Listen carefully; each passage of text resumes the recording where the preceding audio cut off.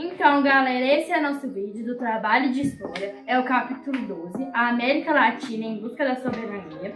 O Gabriel, ele não pôde comparecer pra gente poder gravar o vídeo, mas ele vai estar aparecendo em algum lugar aqui que eu não sei. E aí, todo mundo vocês já conhece aqui, mas eu vou falar do mesmo jeito. A Barbas.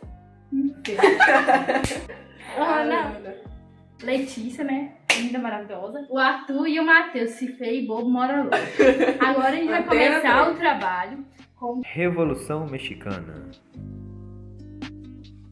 Desde que o México se tornou independente em 1821, a população camponesa e indígena vivia em miséria e queria uma melhora. Aí, em 1876, por conta do voto de Cabresco, que era o voto manipulado, entrou o governo de Porfírio Dias, ou o governo porfiriato. E os povos nativos, eles trabalhavam em terras independentes, mas com direito à aposentadoria e também recebia catequese. Aí chegou o Porfírio Dias e tomou a terra deles. E agora, essa terra que diz ser dele, parou na mão de latifundiários. Agora, no começo do século XX, já começam as movimentações populares por esses e outros motivos, com os líderes Francisco Pancho e Emiliano Zapata. E até que em 1911, veja bem, de 1876 até 1911 foram 35 anos. Em 1911, Dias foi derrubado, depois de 35 anos governando também. E nesses 35 anos ele não mudou nada.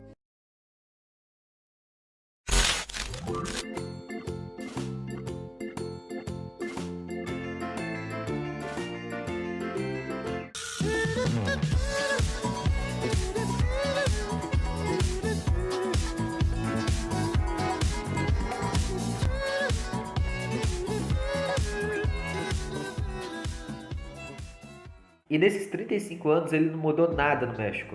Até que depois de governos derrubados, em 1917, o governo Carranza, apoiado pelos Estados Unidos, faz a Constituição de 1917, que garantia a propriedade privada, algumas leis trabalhistas e também uma reforma agrária, que garantia os direitos de terras dos nativos. E essa é a história resumida da Revolução Mexicana.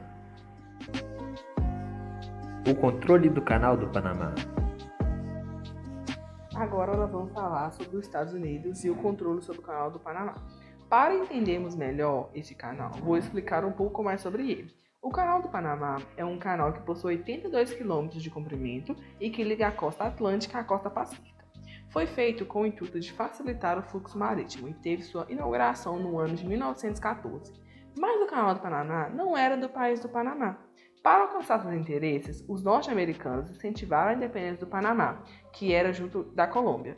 Como retribuição pela ajuda estadunidense, o governo do Panamá concedeu o direito de construção e o controle do canal de 1914 até 1999 aos Estados Unidos. Agora, quando chegou 1999, no dia 31 de dezembro, na virada do século, todos os direitos de administração do canal passou a ser do Panamá.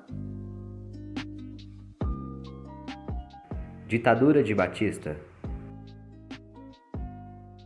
Agora nós falaremos sobre a ditadura de Fulgêncio Batista Zaldivar, ou só Batista. Batista foi um cubano que serviu como presidente eleito da ilha de Cuba entre 1940 até 1944, até ser derrubado pela Revolução Cubana, que falaremos em breve. Batista subiu ao poder como parte da Revolta dos Sargentos, que resumidamente era uma revolta de um conflito armado liderado por uma fração rebelde que derrubou o antigo presidente. Após subir ao poder, ele nomeou a si mesmo o chefe das Forças Armadas, e ele usou presidentes fantoches que eram controlados por ele. Então ele instalou a Constituição de Cuba de 1940, que era boa naquela época. Depois de seu mandato, ele viveu nos Estados Unidos e voltou para Cuba em 1952, que fizeram outro golpe militar e ele voltou ao poder. E ele simplesmente cagou em Cuba. Ele suspendeu a Constituição que ele mesmo instalou, tirou a maioria das liberdades políticas, tirou o direito de greve e reestabeleceu a pena de morte. Tirando isso, o cara também aumentou o seu salário anual de $26 mil para $144 mil, enquanto o presidente dos Estados Unidos ganhava $100 mil. Durante vários anos, até 1959, o governo de Batista recebeu apoio financeiro e militar dos Estados Unidos, O regime de Batista foi derrubado em 1959 por um ataque de forças rebeldes, e ele saiu em Cuba em 31 de dezembro de 1958 com 40 milhões de dólares. Revolução Cubana. Agora falaremos um pouco, pois é rápido, sobre a Revolução Cubana. A Revolução Cubana foi um movimento armado que, em 1959, os revolucionários conseguiram assumir o poder. Esse novo governo realizou uma reforma agrária e nacionalizou fábricas e indústrias. Os Estados Unidos não estavam gostando disso, e, em vingança, os Estados Unidos parou de comprar o açúcar cubano, o principal produto da ilha. Sem outra saída, Cuba estabeleceu um acordo com a União Soviética, sendo liderado hoje em dia por Miguel Díaz. Vitória de Allende no Chile e também o golpe que ele foi derrubado. E agora falaremos sobre a vitória na eleição de Salvador Allende no Chile e também o golpe que ele foi derrubado.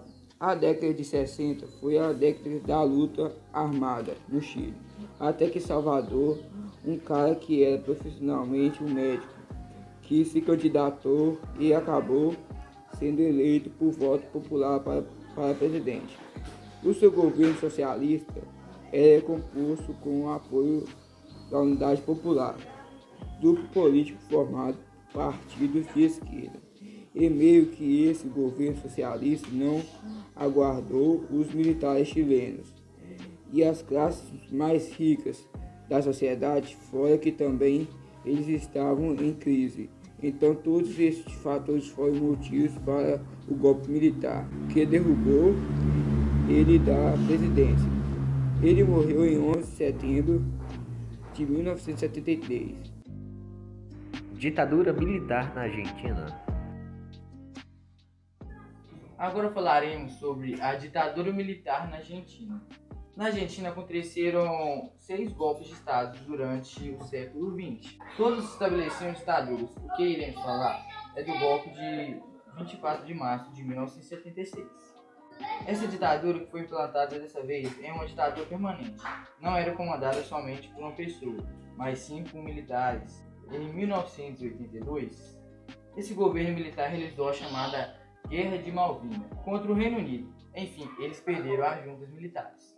Caíram, foram condenados à prisão. E essa foi a última ditadura militar na Argentina. Eu sou Matheus. Pode deixar essa parte.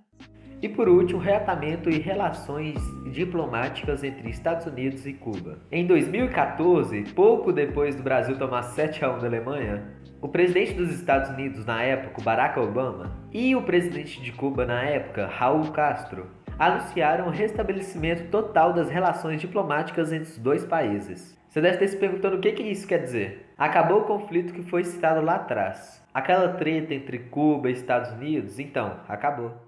Esqueceram de finalizar o trabalho, então o Fred vai finalizar. Então esse é o trabalho que está acabando por aqui. Obrigado, tchau.